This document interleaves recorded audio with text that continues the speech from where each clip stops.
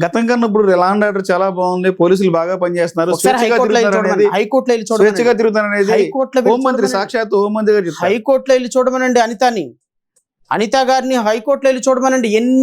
రోజుకి ఎన్ని కేసులు, పోలీసులు మమ్మల్ని వేధిస్తున్నారు, సివిల్ డిస్ప్యూట్ లో వస్తున్నారు, పొలాల కేసుల్లో వస్తున్నారు, భార్యాభర్త కేసుల్లో వస్తున్నారు, ప్రామిసరీ నోటు కేసుల్లో వస్తున్నారు, మా ఆస్తుల తగాదాల్లో వస్తున్నారని రోజుకి 100 పిటిషన్లు హైకోర్టులో ఎందుకు పడుతున్నాయో వంగలపూడి అనితాన్ని ఒకసారి ఆమె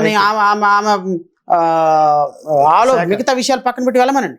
తప్పు ఇది. రాష్ట్ర ప్రభుత్వంలో పోలీసులు విచ్చలవిడితనం తయారైంది, ఎమ్మెల్యేలు విచ్చలవిడితనం, ఎంపీలు అయితే అసలు మీరు మాట్లాడటానికి లేదు. 7 కాన్స్టిట్యున్సీ నుంచి ఎంత డబ్బులు వస్తున్నాయి, ల్యాండ్లో ఎంత వస్తున్నాయి, ఇసుకలో ఎంత వస్తున్నాయి, లెక్కర్లో ఎంత వస్తుంది, ప్రతి ఏరియాలో సాయంత్రానికి లెక్కేసుకునే పరిస్థితి ఎక్కడుందండి లా అండ్ ఆర్డర్?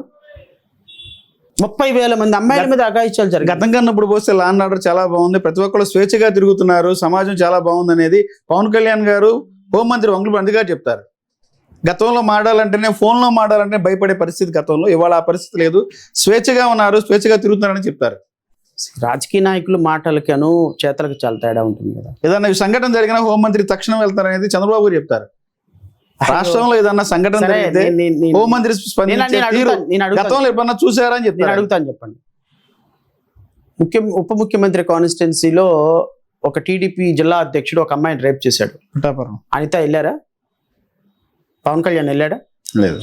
నెంబర్ 2, అదే కాన్స్టిట్యున్సీలో దళితుల్ని వెలేసారు, అనిత వెళ్ళిందా?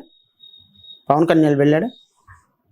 నెంబర్ 2, ఆ పిల్లల్ని ఎస్సీలు మీరు ఏం పీకుతారా అని చెప్పేసి మాట్లాడారు, ఒక హెచ్ఎం, డిప్యూటీ హెచ్ఎం మాట్లాడారు, అంతా వెళ్ళారా?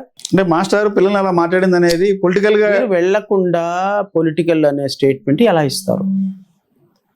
ఏ సందర్భంలో ఎక్కడికి వెళుతున్నారు?